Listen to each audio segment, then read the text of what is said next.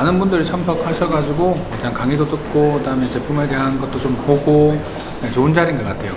성수동 카페를 저 처음 와봤거든요. 근데 와봤더니 분위기가 되게 좋네요. 그래서 이런 곳에서 좀 색다르게 이런 다양한 이벤트를 열는 것도 되게 좀 즐거운 일인 것 같아요. 다음에는 기회되면 구독자분들 모셔놓고 이런 행사해도 되게 재밌을 것 같아요. 들어오면 자세. 들어와서 여기서 앉아서 이렇게. 이상한 인식을 또 시키네 하나. 인트로 보고 가시죠.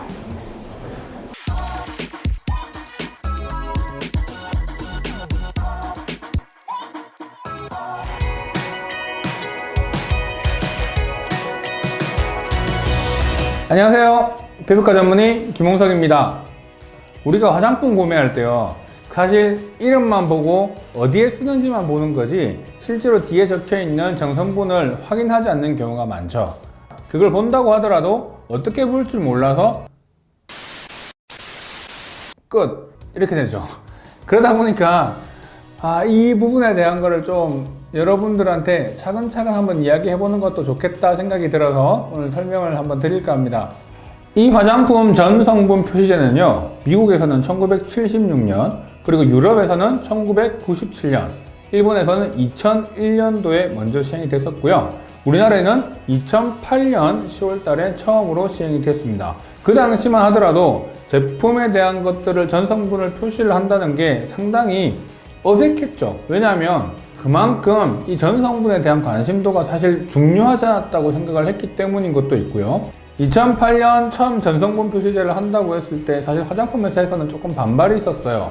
왜 그러냐면 우리 회사만이 가지고 있는 노하우, 그리고 이런 것들이 전성분에 다 표시가 되면 이것들은 좀 더 회사 기밀인데 이걸 함부로 표시를 하면 되느냐라는 이런 의견들도 좀 있었거든요.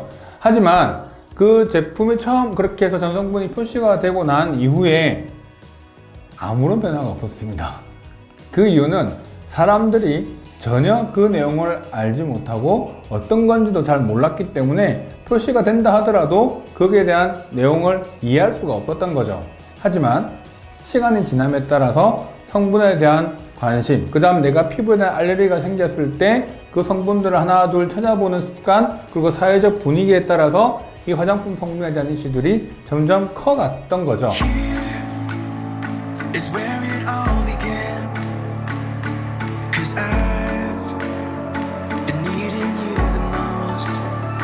전성분은요, 우선 가장 앞에 있는 게 가장 많은 거예요. 그 다음 뒤로 갈수록 성분이 점점점 그 함량이 적은 순서대로 적게 되어 있습니다. 반드시 많은 순서에서 적은 순으로 쓰게 되어 있고요. 단 1% 이하의 성분에서는 순서를 상관없이 배열할 수가 있습니다. 그래서 실제로 제품을 볼 때 전 성분에서 앞쪽에 있는 성분들이 그 화장품의 대부분을 결정하는 성분이다 라고 생각을 하시면 됩니다. 자, 전 성분 표시에는 몇 가지 예외사항이 있어요.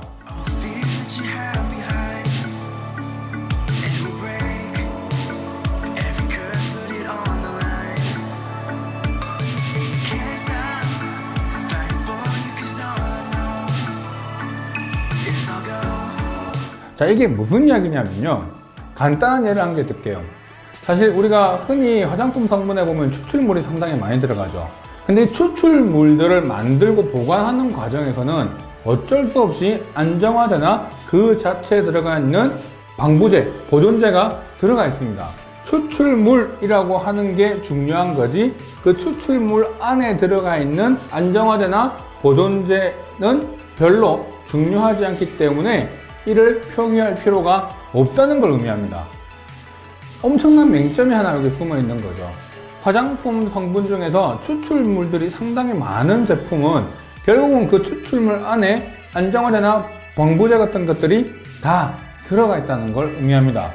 왜냐하면 이걸 표시할 필요가 없기 때문에 방부제가 없는 제품이라고 생각을 할 수 있지만 실제로 그 추출물에 들어가 있는 방부제의 내용은 우리가 알 방법이 없기 때문인 겁니다. 우리가 제품에 들어가 있는 많은 추출물들에는 실제로 소량의 방부제들이 다 들어가 있다는 걸 의미하고, 전체를 봤을 때 방부제가 안 들어가 있는 제품이다 라고 과연 이야기할 수 있냐는 게 문제라는 겁니다.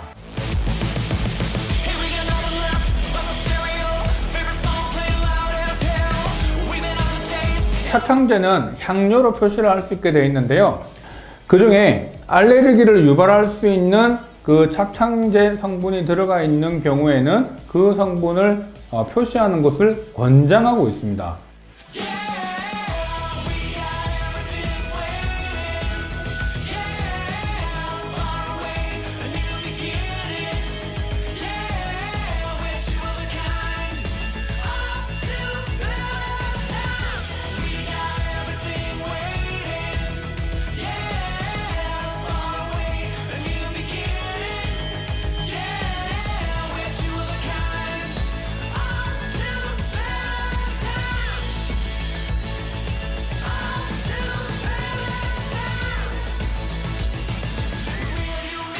근데 우리는 이미 익숙한 게 향료만 익숙하잖아요. 그 성분들을 또 다 알지 못하기 때문에 실제로 어떤 제품에 향료가 들어갔고 안 들어가 있는지를 파악을 못하는 경우가 생겨요.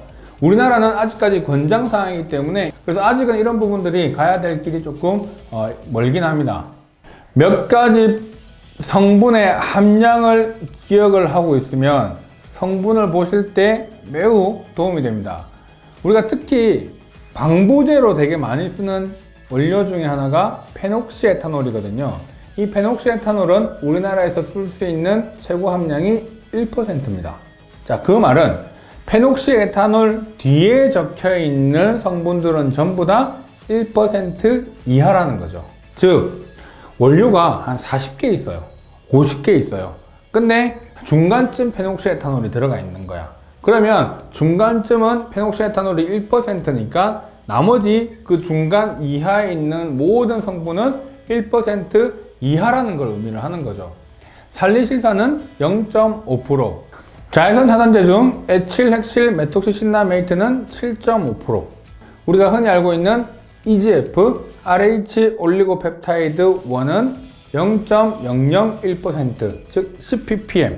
이렇게 함량의 규제를 정해놓기 때문에 우리가 몇 가지 성분들의 함량을 좀 기억을 하고 있으면 그 함량을 기준으로 그 뒤에 있는 성분들의 함량을 어느 정도 유추가 가능합니다. 화장품을 볼 때는 처음 5번째까지의 성분들을 확인해 주는 게 훨씬 더 유용하고, 조금 더 넓게 보면 10번째까지 성분을 보신다면 그 화장품 전체 성격을 파악할 수 있다는 겁니다. 화장품 원료를 보다 보면요, 다양한 성분들이 들어가 있어요. 다양한 성분이 들어가 있다는 것은 그 중에 어떤 성분들은 실제로 우리 피부에 좋은 영향을 미칠 수도 있지만 안 좋게 영향을 미칠 수가 있습니다.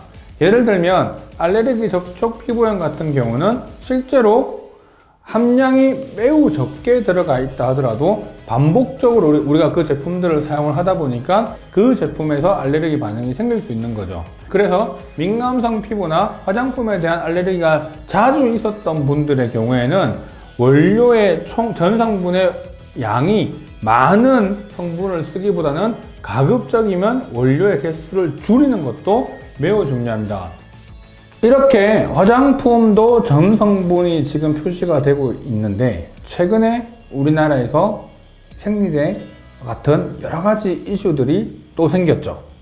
실제로 그런 우리가 위생용품, 흔히 말하는 의약 외품에서 들어가 있는 성분의 표시가 정확하게 되지 않아서 어떤 성분이 어떻게 들어가 있는지에 대한 부분들이 사실 소비자들이 확인할 방법이 없었습니다. 최근 이런 의약 외품, 의약품에도 전 성분을 표시하는 게 2018년 12월부터 시행이 되기 시작을 했고요. 이걸 지금 갑작스럽게 모든 제품들을 다 갑자기 바꿀 수가 없다 보니까 약 7개월 정도의 유예기간을 두고 있습니다. 곧 이 유예기간은 끝나겠죠. 과거에는 치약과 구중청량제와 같은 이런 제품에서만 의약 외품에 있는 성분들을 표시를 했지만 2018년 10월 25일부터는 생리대와 마스크 같은 이런 의약 외품에도 전 성분을 전부 다 표시하는 게 의무화되었습니다. 과거에는 유효 성분과 보존제에 대한 것들만 표기만 했으면 됐지만 지금은 유효 성분, 보존제, 타르색소, 기타 첨가제 이런 순서대로 모든 내용을 다 작성을 하게 되어 있습니다. 자, 이렇듯 실제로 소비자들이 지금 현재 본인들이 사용하고 있는 화장품부터 의약품, 의약 외품에 들어가 있는 전 성분들을 점점 다 알리게끔 되어 있고, 이 의약 외품과 의약품의 경우는 국내에서 생산한 것 이외에도 외국에서 수입해서 들어와서 이것이 국내에서 유통이 된다면 모두 이러한 규정을 다 따르게끔 되어 있기 때문에 실제로 여러분들이 조금만 더 신경을 쓰시고 한 번 더 제품을 확인해 보신다면 이 성분에 대한 부분들을 전부 다 확인하실 수 있게 되는 겁니다. 소비자들이 알 권리가 많아지고 내가 사용하고 있는 성분들이 과연 안전한 건지에 대한 부분들을 직접 스스로 평가하고 체크할 수 있다는 점은 상당히 고무적인 일이라고 생각을 하고, 앞으로 여러분들도 이러한 습관을 계속해서 가지시는 게 매우 중요하지 않을까 생각합니다. 오늘 내용 좋으셨다면 좋아요, 구독, 그리고 알림 설정 부탁드립니다.